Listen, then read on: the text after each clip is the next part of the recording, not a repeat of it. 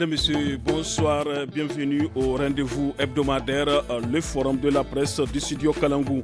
Cette semaine, les sujets qui ont dominé l'actualité s'articulent autour des communiqués du Conseil national pour la sauvegarde de la patrie CNSP, notamment les numéros 27 et 28. Ensuite, nous parlerons de la libération lundi 14 août du coordonnateur du mouvement M62, Abdoulaye Seydou, condamné le 14 avril 2023 par le tribunal de grande instance hors classe de Niamey à 9 mois de prison ferme et 1 million de francs CFA d'amende. L'actualité, c'est aussi le communiqué du ministère de la Défense nationale au sujet d'une embuscade tendue par des hommes armés dans le département de Torodi, région de Tillabéri. Pour commenter et analyser tous ces faits, j'ai le plaisir de recevoir Issa Madougou, journaliste indépendant. Issa Madougou, bonsoir. Bonsoir, Mokhtar. Ousseini Issa Djibo, journaliste indépendant également. Ousseini Issa Djibo, bonsoir. Bonsoir, Mokhtar. Et Memouna Diado, journaliste indépendante. Memouna Diado, bonsoir. Bonsoir, Mokhtar. À la modération, je suis Mokhtar Hamadou.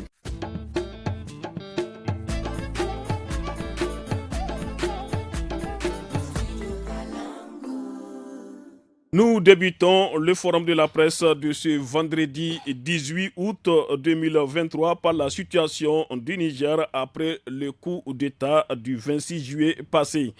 Dans un communiqué lundi 14 août, le Conseil national pour la sauvegarde de la patrie a rappelé l'ambassadeur du Niger en poste à Abidjan en Côte d'Ivoire pour consultation. Cette mesure prise par les autorités nigériennes fait suite aux propos qualifiés d'exagérément menaçants selon les propres termes du communiqué de Alassane Ouattara, président de la République de Côte d'Ivoire, relayant et prenant pour son compte, poursuit le communiqué du CNSP, une agressivité notoire. Les conclusions du sommet extraordinaire de la CEDEAO du 10 août 2023 concernant les mesures et sanctions à l'encontre du Niger et de son peuple. Mamouna Diado, que faut-il comprendre à travers ce communiqué du Conseil national pour la sauvegarde de la patrie? Mais Mokhtar, c'est tout à fait normal qu'on rappelle l'ambassadeur qui est en poste au niveau de la Côte d'Ivoire, parce que, comme tu l'as si bien notifié tout à l'heure, la Côte d'Ivoire, le président Ouattara, je ne dis pas que la Côte d'Ivoire est en guerre avec le Niger, mais c'est un président qui est en guerre avec le peuple nigérien. Alassane Ouattara, par ses propos qu'il a tenus sur les conclusions, puisque c'est lui qui a donné les conclusions de la rencontre ou bien le sommet, le mini-sommet qu'a fait organiser la CEDEAO. Mais il dit que ces conclusions engagent tous les pays membres de la CEDEAO. Bon, si ça engage tous les pays membres de la CEDEAO, déjà, nous, c'est lui qui a lu le communiqué final. Et comme il lit le communiqué final, moi, je ne vois pas en quoi notre ambassadeur va rester là-bas. Parce que normalement, même si on ne rappelle pas l'ambassadeur, en tant que citoyen nigérien, doit prendre ses dispositions pour revenir au Niger. Parce qu'on ne peut pas rester là-bas et puis insulter tout un peuple et avoir un ambassadeur là-bas. C'est des insultes, c'est des menaces. Mais c'est des insultes, puisque quand tu dis que tu vas en guerre avec un pays, que la CEDEAO part en guerre avec un pays et que vous décidez à ce qu'on revienne avec l'ancien président de la République, mais est-ce qu'on a vu ça? Pour moi, ce sont des insultes. Vous ne pouvez pas vous lever un bon matin et puis exiger un peuple qui a demandé souverainement, en tout cas qui a applaudi ce coup d'État, demander souverainement à ce que les choses changent et que vous voulez mettre en cause ce que les peuples nigériens ont voulu depuis plusieurs années déjà. Comment a été la réaction des Nigériens ici sur place à Niamey, au Niger, au sujet de la déclaration du président ivoirien Alassane Dramane Ouattara? Mais comment est-ce que les Nigériens étaient frustrés dans leur ensemble, même si certains disent qu'ils ont applaudi ce que Ouattara a dit. C'est qui certains? Non, on ne peut pas dire que tout le monde était unanime. Certainement ceux qui ont les frustrés de ce pays. Est-ce que c'est la majorité des Nigériens? La majorité des Nigériens ont condamné. Moi, je parle de la majorité. Condamné la déclaration, les propos que Alassane Ouattara a eu envers le peuple nigérien. La majorité dans son ensemble. Et ceux qui, parce que c'est à l'encontre du peuple nigérien ou bien à l'encontre des militaires? Non, ce n'est pas à l'encontre des militaires. Les militaires, c'est qui? Les militaires aussi font partie des Nigériens. Nigériens. Ce sont des citoyens comme nous. Donc, quand on s'attaque à un citoyen nigérien, on s'attaque à tout le peuple nigérien quand même. C'est un peuple. On doit être solide et soudé, unis, en tout cas pour pouvoir défendre la patrie. Personnellement, vous n'êtes pas, contente Mais comment est-ce que moi je peux être contente aujourd'hui en tant que citoyen nigérien 100%? Comment est-ce que moi je peux être contente qu'un pays, un voisin, un président, que moi je considérais comme étant aujourd'hui, parce qu'aujourd'hui la Côte d'Ivoire, ce qu'il y a entre la Côte d'Ivoire et le Niger, ça date de plus de combien entretiennent des très bonnes oui, relations. De très bonnes relations. On a quand même nos Nigériens qui sont là-bas, qui vivent là-bas paisiblement. On a ici sur le terrain nigérien des Ivoiriens qui vivent paisiblement. Donc on ne peut pas aller en guerre avec un peuple nigérien. C'est pas possible. Moi, quand j'ai entendu ça, je me suis rappelé, je me suis dit, est-ce que c'est même lui? C'est le président ivoirien qui parle de cette manière? Ou bien vous pensez qu'il y a quelqu'un d'autre derrière le personnage? Il n'y a pas quelqu'un d'autre derrière ce personnage parce que ce personnage aujourd'hui, il est tiré au bout du nez par un président français. Il faut lui dire la vérité. Merci beaucoup, Maimouna Diado. Ousseini Sajibo, à travers le communiqué numéro 27, lu à la télévision nationale, le CNSP dit avoir rassemblé des preuves pour engager des poursuites nationales et internationales à l'encontre du président déchu et de ses complices pour haute trahison et atteinte à la sûreté du Niger. Avez-vous d'autres informations au sujet de cette affaire?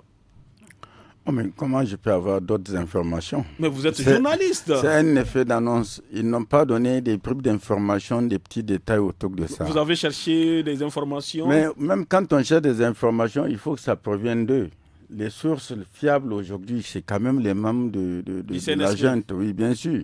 Les gens, chacun divague, chacun raconte ce qu'il a envie de raconter.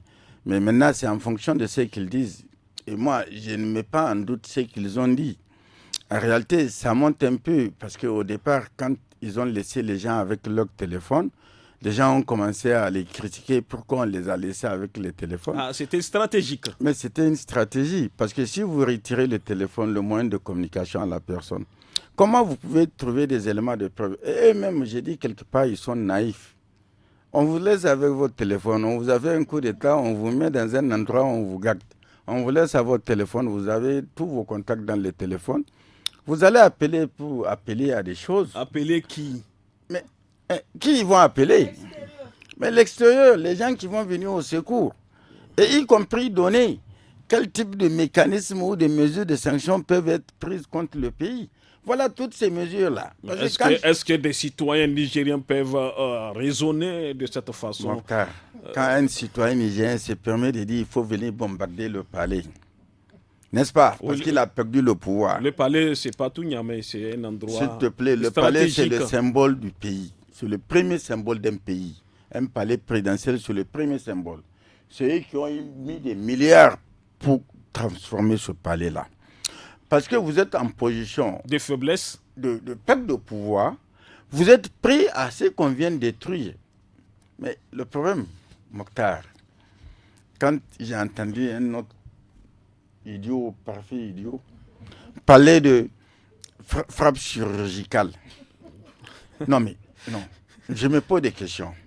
Parce que ce qu'on entend dans la radio, ce que les médias occidentaux racontent, quand on va taper sur le palais, il y a beaucoup de zones dans la zone de quartiers, oui. Notamment Yantala, Ganda, Goudel, Combo, tous ces quartiers-là, Hôpital national. Toute cette zone-là va être une zone invivable parce qu'il n'y a pas de frappe chirurgicale qui vaille. C'est faux.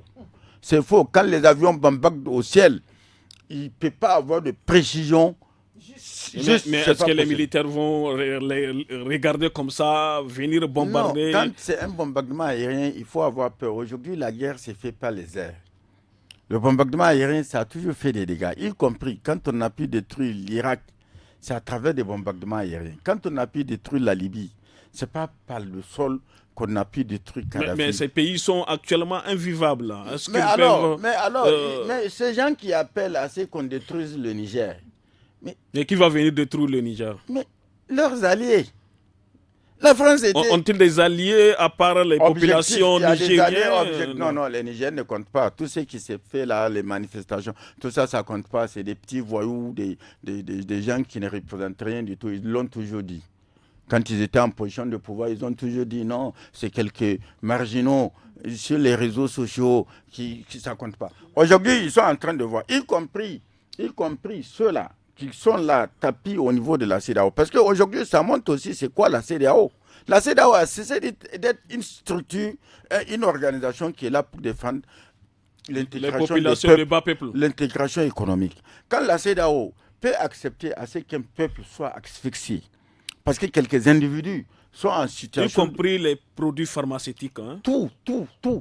Alors, à partir de ce moment, ça sert à quoi cette organisation? Parce que, dans tous les cas, ils pensent que... Parce qu'ils ne veulent pas voir la vérité et la réalité. Le coup d'État, là, ce n'est pas venu de l'extérieur. C'est un coup d'État qui a été fomenté à l'interne.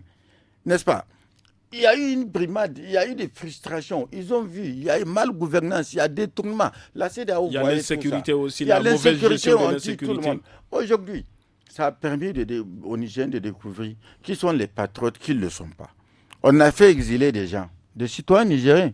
On les a fait exiler, mais ils ne sont jamais allés dehors pour dire il faut mener telle pression sur le Niger, il faut faire ceci, cela. Aujourd'hui, les gens découvrent qui aiment ce pays ou qui veut vivre ce pays et contrôler le pays pour juste ses intérêts personnels ou leurs intérêts personnels. Aujourd'hui, les gens ont découvert. Les Nigériens ont découvert, y compris les gens qui sont avec eux. Parce que quand on aime son pays, quelle que soit l'adversité à laquelle on se retrouve confronté, on ne peut pas demander à quelqu'un d'autre de venir prendre des armes et puis venir bombarder ton pays. Ça montre que c'est de la traîtrise. Il ne peut pas y avoir pire traîtrise comme ceux-là, comme c'est ce qu'on est en train de vivre là. Ou des gens qui ont géré pendant 15 ans qui disent que les gens ne peuvent pas tenir. Parce que tout simplement, ils ont demandé à ce qu'on ferme les robinets, qu'il n'y ait plus d'argent, qu'on ferme les frontières pour que les gens crèvent de faim. Parce que tout simplement, il faut qu'ils reviennent au pouvoir. N'est-ce pas? C'est ça la logique, leur logique. Alors, je me pose bien des questions.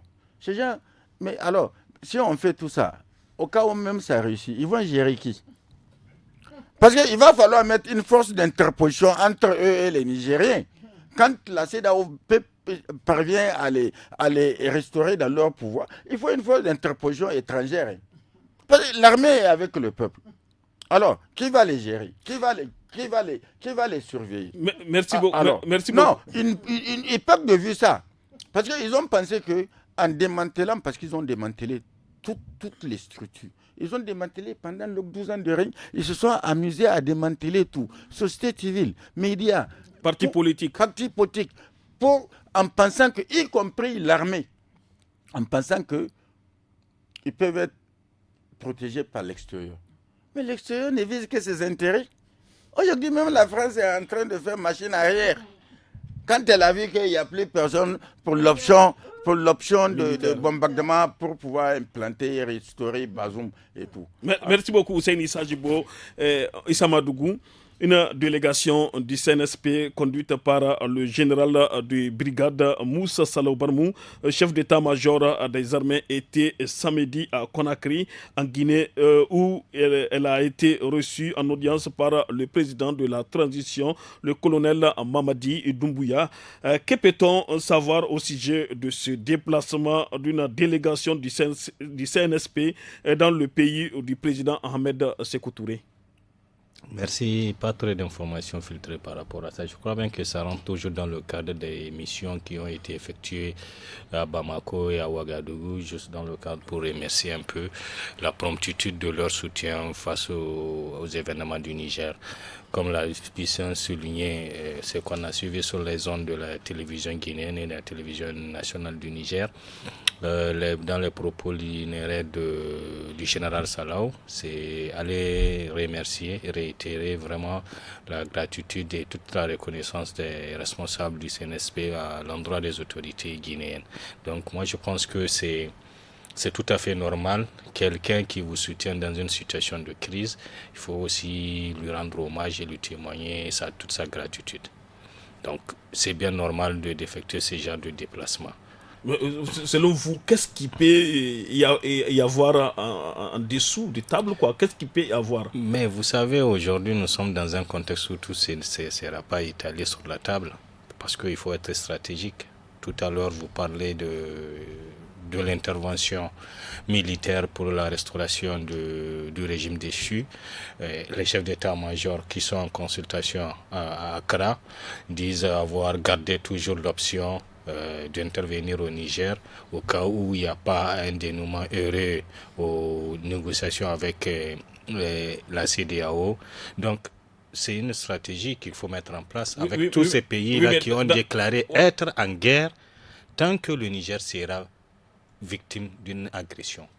Issa Madougou, dans la délégation du CNSP, il y a des opérateurs économiques, puisque le port le plus proche du Niger, le port de Cotonou, a été fermé pour le Niger, Togo, Ghana. Est-ce que ce n'est pas aussi dans cette démarche, le cadre de l'utilisation du port de Conakry? Franchement, je n'ai pas cette information, Mokhtar. J'ai pas cette information. Mais est-ce que ça peut être l'objet de ces déplacements? Moi, je ne veux pas aller dans un sens d'analyse que je n'ai pas les faits et les événements. Mais tout ce que je sais de comprendre, c'est que c'est une dynamique. Aujourd'hui, comme je l'ai dit, la situation dans laquelle se trouve le Niger et les soutiens que le Niger est en train d'avoir de la part de ces trois pays, et que sont le Mali, le Burkina Faso, la Guinée, et il faut aussi noter l'Algérie, témoignent un peu des liens qui nous ont réunis depuis des années. Donc, ce qui veut dire que si les autorités se rendent là-bas, c'est tout à fait normal. Issa Madougou, une délégation du CNSP conduite par le Premier ministre Ali Mohamed Lamine Zen était également mardi à N'Djamena au Tchad. Que peut-on savoir au sujet de ces déplacements aussi du CNSP dans le pays du maréchal Idriss Déby Itno? Mokhtar, comme je l'ai dit tout à l'heure, tous ces déplacements-là, c'est stratégique. C'est stratégique, mais vous savez, on est en train de porter des menaces de guerre contre le Niger. C'est bien normal dans ce genre de situation d'avoir des alliés sûrs sur qui vous pouvez compter. Vous avez entendu bien avant, dès qu'il y a eu le sommet du 30 juillet de la CEDEAO avec cette batterie de sanctions et cette option militaire qui a été brandie. Et au lendemain, aussitôt, vous avez entendu les propos du ministre tchadien de la Défense qui avait été clair sur la question pour dire que le Tchad n'interviendra pas au Niger. Nous n'allons pas faire la guerre aux Nigériens. Ce sont nos frères, ce sont nos amis, ce sont nos familles, on ne peut pas aller. Donc, c'est dans cette dynamique aussi que le Niger est en train de vraiment faire un repositionnement stratégique avec tous ses voisins qui l'ont soutenu dans cette dynamique. Aujourd'hui, quand on prend, à part ces deux voisins-là, le Bénin et le Niger bénéficie aujourd'hui de soutien de tous les pays qui existent en dehors de la Libye. Parce qu'en Libye, on ne peut pas parler d'État. Parce que c'est toujours la pagaille, le chaos qui règne avec des gouvernements distincts. Donc tous les pays qui ont aujourd'hui des États, proprement dit, comme dans le fond et la forme, soutiennent le Niger dans cette crise. Mais pas le Nigeria, c'est pas le cas au Nigeria. C'est ce que j'ai dit. Si vous avez bien écouté, j'ai dit en dehors des deux, du Bénin et du Nigeria, le Niger bénéficie du soutien du Burkina, du Mali, de l'Algérie et du Tchad. Donc, ce qui veut dire que c'est un positionnement stratégique qu'il faudrait faire consolider ces liens. Et puis, ce qui est consommé.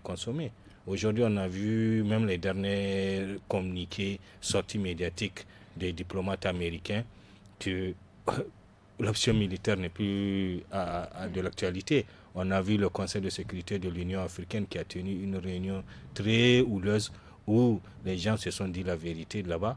Et ils ont dit que ils ne soutiennent pas cette option militaire. Ils demandent qu'il y ait des voies diplomatiques parce que quand on essaie de regarder dans le fond aujourd'hui, que ce soit les sanctions, que ce soit cette intervention militaire, il n'y a pas de base juridique solide pour permettre tout cela contre un pays insulaire. Pour finir, par rapport aux sanctions, vous savez, dans le traité, donc, ils sont en train de brandir A/SP 1/12/2001, c'est-à-dire il y a une partie où on dit, même en cas d'application de ce traité, des pays insulaires ou des pays qui n'ont pas de littoral doivent bénéficier d'un traitement de faveur parce que leurs économies sont faibles. Et le Niger se trouve dans cette situation.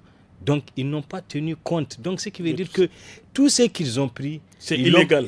Non, il n'y a pas de base juridique. Ils l'ont pris en fonction de leurs humeurs. Et ce qu'on demande au gouvernement aujourd'hui, c'est de tenter un recours contentieux au niveau de la Cour de justice de l'UEMOA contre la BCEAO pour le gel et les dommages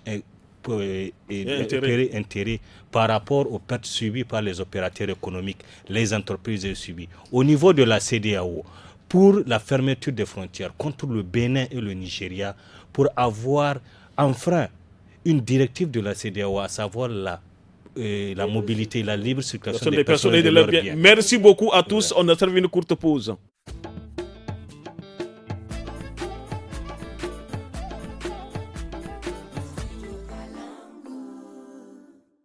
Passons à présent au second sujet de ce forum de la presse. Au Niger, la condamnation de l'acteur de la société civile Abdoulaye Seydou a été annulée en appel au cours de l'audience du lundi 14 août 2023.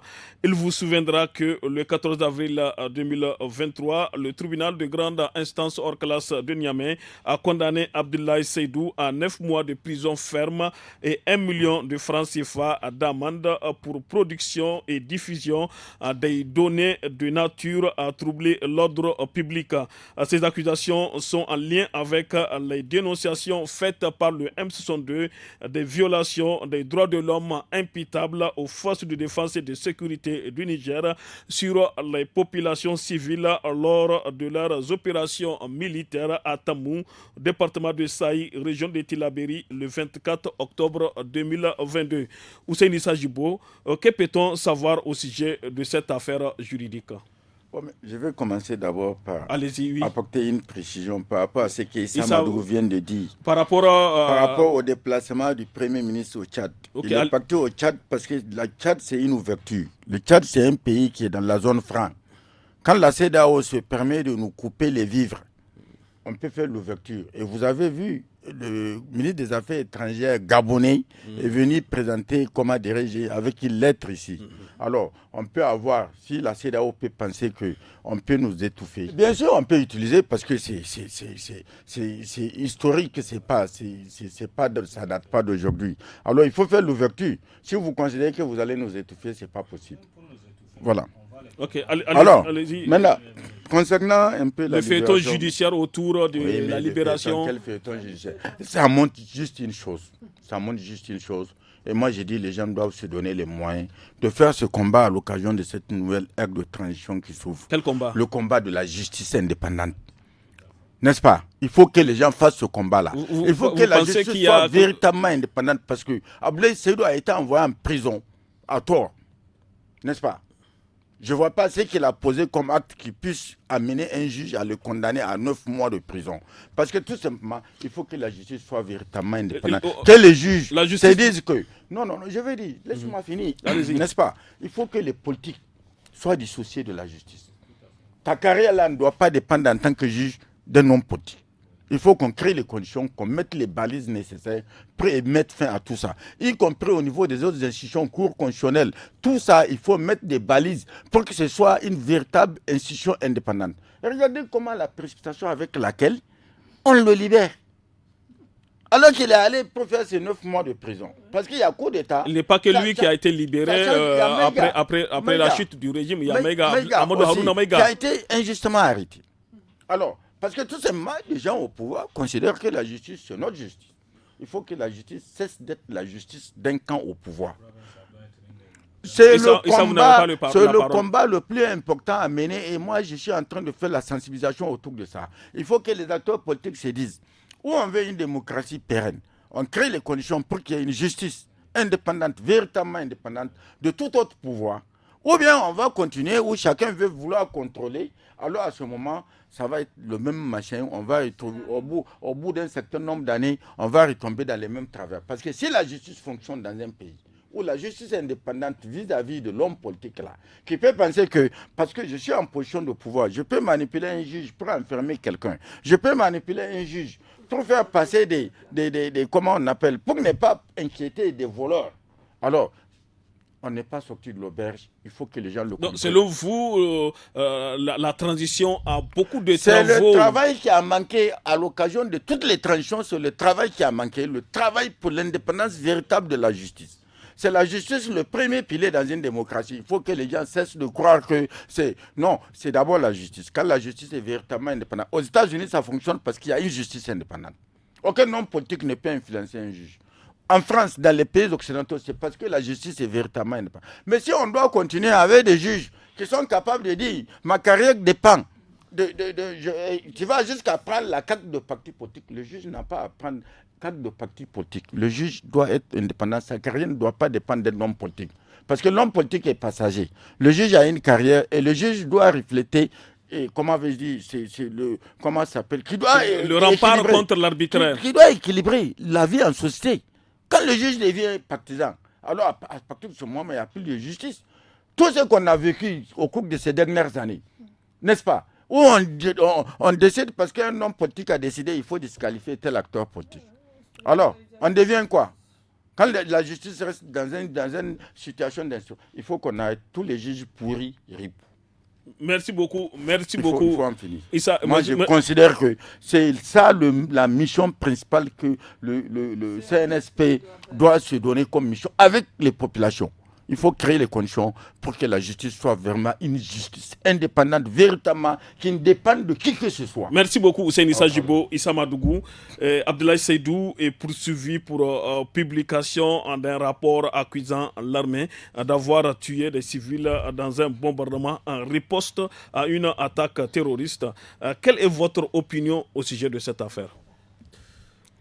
Mais comme Hussein a eu à le dire, cette affaire, ça s'est déroulé d'une manière où tous les Nigériens épris de justice étaient surpris de voir la manière dont même le ministre de l'Intérieur à l'époque a fait de cette affaire une affaire personnelle. Quand même, on est dans un état. Si vous devrez poursuivre, parce que le jour où il a été arrêté même, il était parti à la justice, mais il allait sortir de la justice, on l'avait libéré, qu'on l'avait encore pris. Mais tout ça là, démontre la nécessité que notre justice doit être réformée pour qu'elle soit indépendante. Il faut rendre l'indépendance à la justice nigérienne. Ce n'est pas parce qu'il y a certains juges indélicats qu'on pense que c'est tous les juges qui sont comme ça. Non, ce pays regorge de juges intègres. C'est juste parce qu'ils disent le droit qu'ils ont été écartés. Ou on essaie de leur faire du chantage. Il suffit seulement qu'on donne à ces juges leur indépendance, vous verrez. Mais est-ce que l'indépendance se donne? Est-ce que ce n'est pas à eux, magistrats, de lutter pour que la justice soit véritablement indépendante? Mokhtar, il faut arrêter d'aller dans des débats qui ne sont pas la démocratie aujourd'hui que les gens chantent démocratie, démocratie. Pour asseoir une bonne démocratie, il faut qu'il y ait une justice indépendante. Il faut qu'on arrête aussi dans ce pays. Vous avez vu combien de fois, même les magistrats, vous pensez que les magistrats à eux seuls et les juges là, quand ils font leurs revendications, s'il n'y a pas un accompagnement populaire, ça peut réussir? C'est seul le peuple qui peut amener le plus souvent à faire fléchir les autorités publiques. Mais à eux seuls, on va les regarder, on va essayer même, ça va sortir le prochain conseil de la magistrature, tu vas voir, eux tous, on va les envoyer dans les campagnes.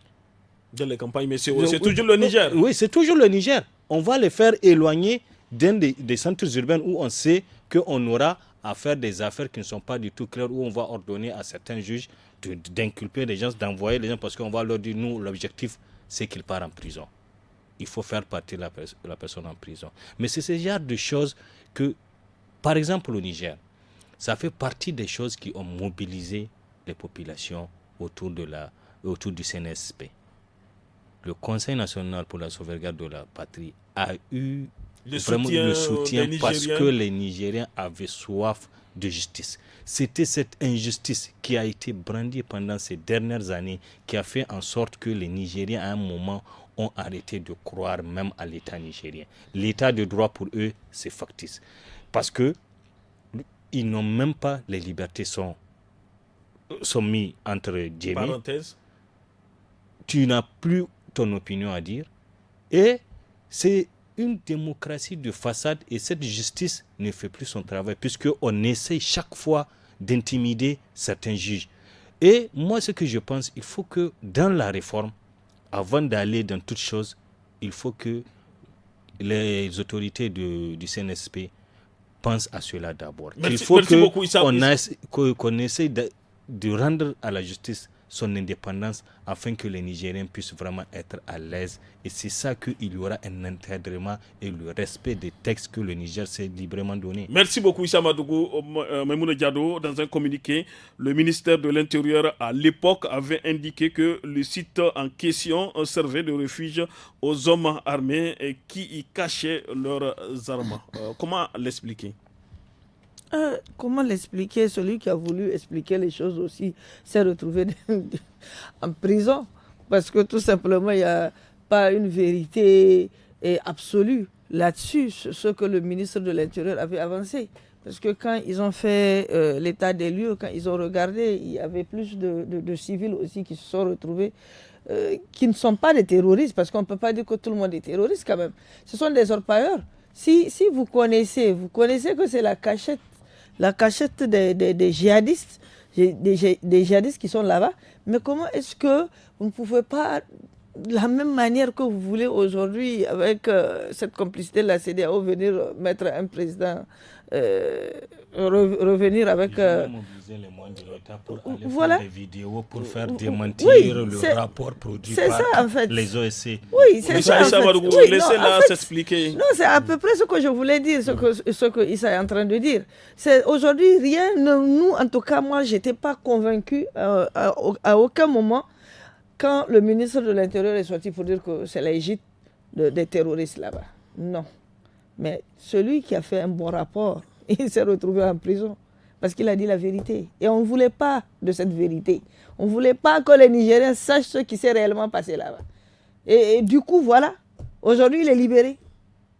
Il est libéré comment? Mais il est libéré parce acquitté. Non, je dis aujourd'hui, celui qu'on a accusé.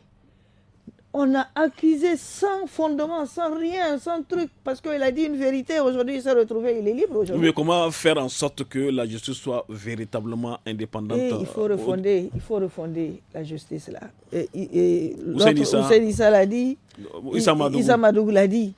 Et moi aussi, je suis, il faut organiser les états généraux de la justice. Mais il y a eu dans ce pays les états généraux de la justice. Maintenant là, c'est... On ne va plus faire comme le temps du CSRD, avec ce conseil...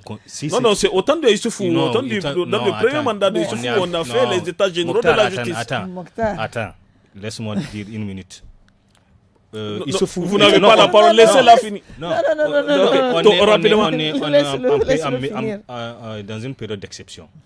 Tout ce qui a amené le problème de ce pays-là, c'est la transition du CCRD. Le conseil consultatif a été tellement infiltré, même le système politique, le système d'élection. Infiltré par qui? Non, par les politiciens. Je parle des politiciens.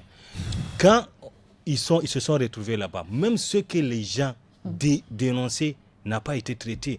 Les gens se sont retrouvés avec des choses que toujours les gens ont décriées dans ce pays. Et je pense qu'aujourd'hui, les patriotes, les Nigériens, les citoyens avertis doivent être vraiment investis de ce rôle pour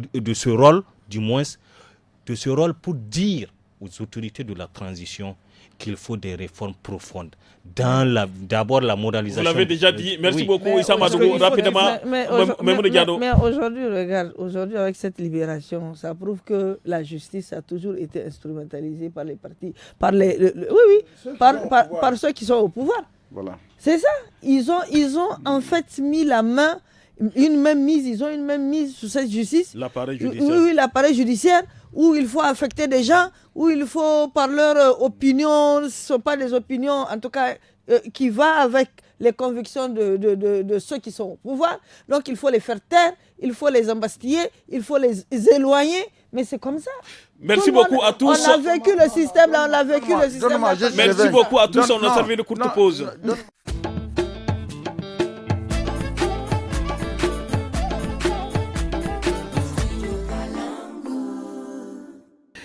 17 militaires sont morts au Niger mardi 15 août 2023, tandis que 20 autres blessés suite à une embuscade tendue par des hommes armés dans le département de Torodi, région de Tillabéri, rapporte un communiqué du ministère de la Défense nationale.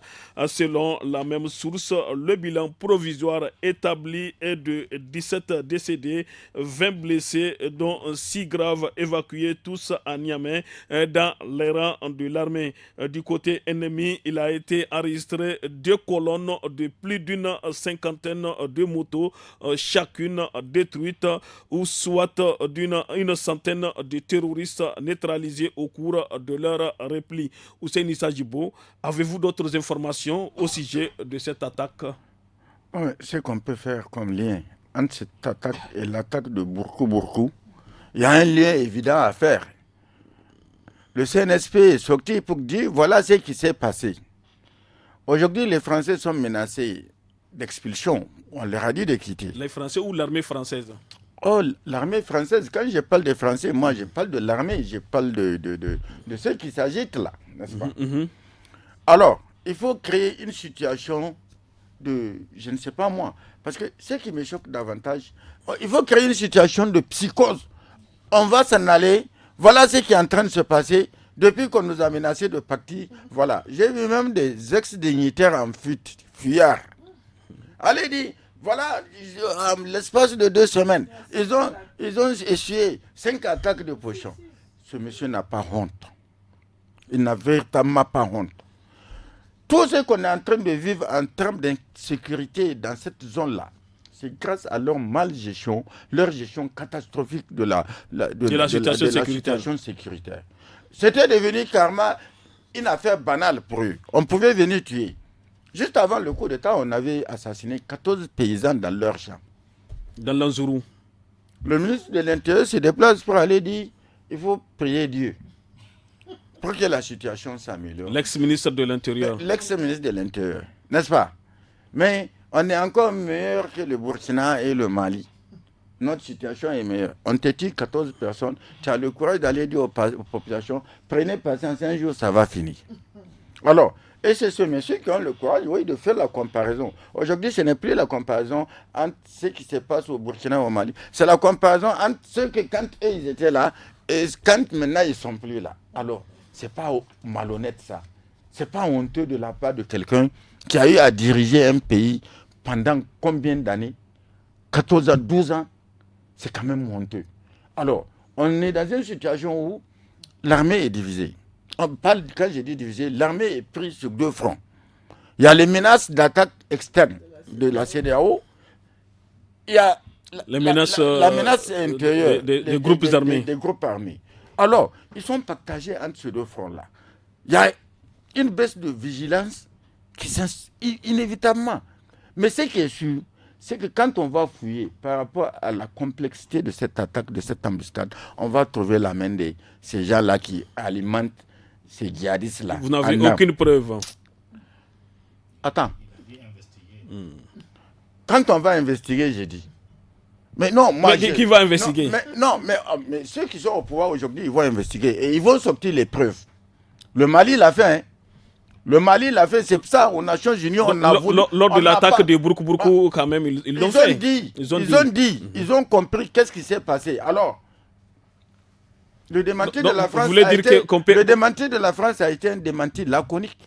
Ils n'ont pas pu apporter. Et ce que les militaires ont dit, c'est des gens qui étaient sur le terrain, c'est des opérations, c'est des militaires de terrain. C'est pas, la plupart d'entre eux, c'est des gens qui sont venus de l'intérieur. Ce n'étaient pas des militaires de salon, hein, comme aiment les appeler certains. Ils étaient sur le terrain, ils savent ce qui se passe, ils savent les renseignements qui sont donnés et tout et tout.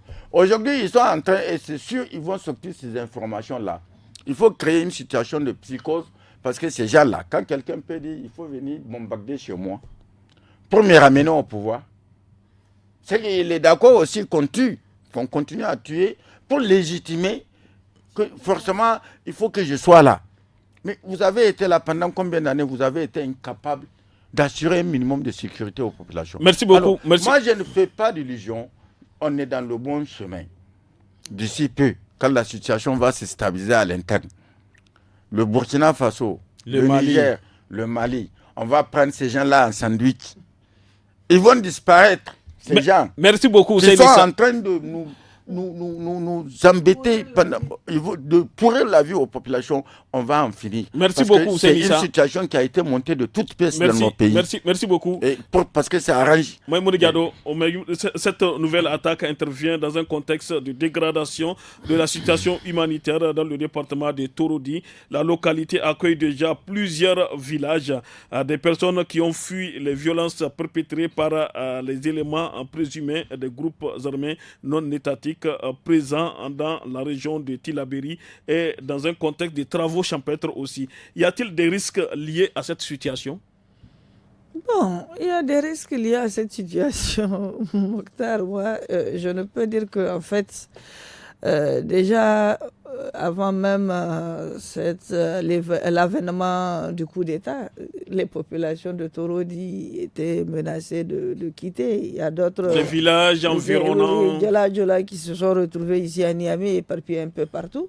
Donc, ils étaient sur le point de chercher une solution quand c'était arrivé, le coup d'État. Mais maintenant, dans un contexte de travaux champêtres, de travaux champêtres, mais c'est ça le gros problème. C'est que ces gens s'attaquent au moment où il ne faut pas attaquer. Au moment où il ne faut pas attaquer. Oui, quand je dis au moment où il ne faut pas attaquer, en tout cas, il faut laisser quand même ces gens-là trouver de quoi manger. Parce qu'on attaque, on vient, on les enlève de leur habitat, on les expulse de l'autre côté. Mais moi, je me dis, c'est seulement ce que Hussein a dit là. Moi, je suis aussi d'accord avec Hussein. C'est la même stratégie que d'autres ont utilisée. Au Burkina Faso, et au Mali. Après, c'est la même chose que après le retrait des forces. C'est la même chose qu'ils veulent faire. Ils veulent imposer au Niger. Montrer qu'on leur a demandé de quitter et voilà que la situation s'embrasse. Donc, il faut mettre la psychose dans la tête de ces populations pour que les gens commencent à dire que non, vous voyez, donc ça veut dire que c'est les Français étaient bel et bien en train d'aider. L'armée française était bel et bien en train d'aider ces peuples-là pour se débarrasser de ces djihadistes-là. C'est juste ça. Et moi, je suis d'accord.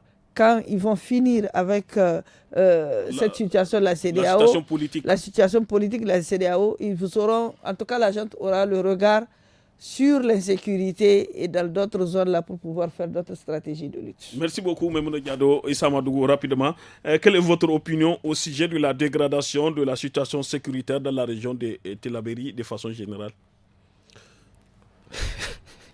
Ça fait rire. Non, mais c'est votre question. Dégradation de la situation. Ce n'est pas maintenant que la situation s'est dégradée.